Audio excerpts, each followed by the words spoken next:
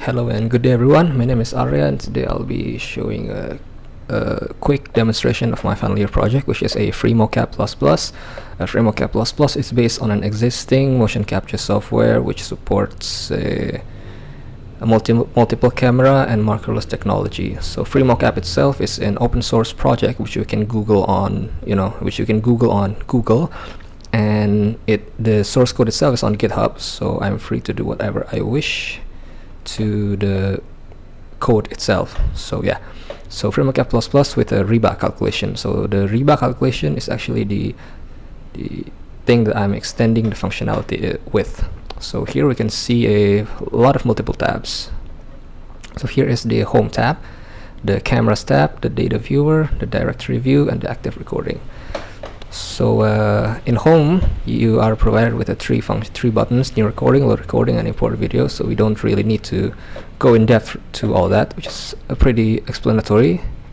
And you can also set the same thing in the file, in this file tab here. And we can move on to the cameras tab. In cameras tab you can see the currently cameras that are hooked up to your device. There are currently 3 cameras that are hooked up in my personal computer. So here you can see 3 different cameras capturing the same footage real time. And in the cameras you can have 2 functions, which is to record calibration and record motion capture. So the necessary thing you need to do is to first record calibration videos, and to do that, to record calibration videos, is to use this. This is called a Charuko board. It is meant to calibrate the space, the 3D space, the XYZ coordinates of the current 3D space. So as you can see, you just need to move this around so that each camera can detect the Charuko board.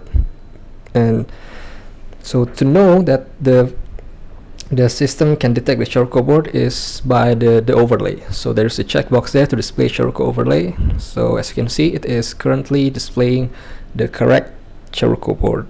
So if it's displaying like that, it means the calibration, it means the system can detect the Charuko board, and it will correctly calibrate the videos of the current 3D space. So after you finish recording the calibration videos using this, and you can also move on to the record motion capture videos. So start motion capture recording. So to start motion capture recording, just click this and just move whatever you wish in the current frame. And after you do that, before you record motion capture videos, make sure you're selected with the correct calibration files. So load calibration from file, and just like this. So we need to load the correct calibration file of from the current recording. So that's done, and it will start motion capture and will process automatically. So after it finished processing, which take like 5 to 10 minutes depending on the length of your recordings. So here we can see my recordings. So I already recorded and calibrated mine and processed mine also. So after you process it, just reboot the GUI, and then you will go to data viewer so that the data and the display will synchronize automatically. You will get to this data viewer. So in data viewer you can see the actual footage and the 3D reconstruction of that footage in the 3D space. So as you can see, I'm pretty small there. And so yeah, so besides these videos and this 3D reconstruction, we can also see these changing text. So we'll pause that. So this refers to the weight, the neck condition, trunk condition, upper arm, wrist condition, and the coupling score. And it's also a text box that you can fill with the correct angles.csv. Enter angles.csv, usually located in this, and then press submit. And also you can see the angles of the head, trunk, upper left arm, lower arm, right arm, left leg, and wrist. And below that is also showing the REBA score, which is basically the safety score. So REBA stands for the rapid entire body assessment. So it will show like which posture is the safest and which posture is the has most risk. So if we keep playing it, as you can see, the REBA score will keep fluctuating 1, 2, 3, 4, and will show it's 4. So the higher it gets, the more riskier it gets, and the more lower it gets, the more safer it gets. So the scoring itself is based on a system which you can view it. It is based on the REBA sheet. So as you can see,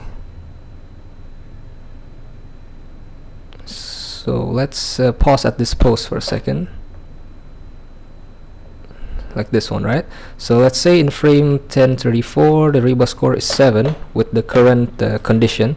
Let's say the weight is 10, and the condition is the coupling score, blah blah blah. Let's say the weight is 5, then the trunk condition is a shoulder is raised, and the coupling score is poor, and the wrist condition is bent. So press submit again. It will recalculate the data and press the reboot GUI. So 1034, 1034, 1034.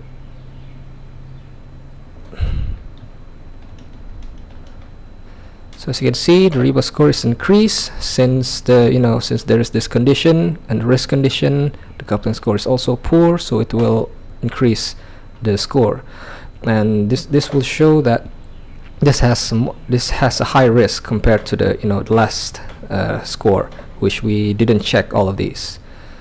So yeah, that's all. Thank you very much.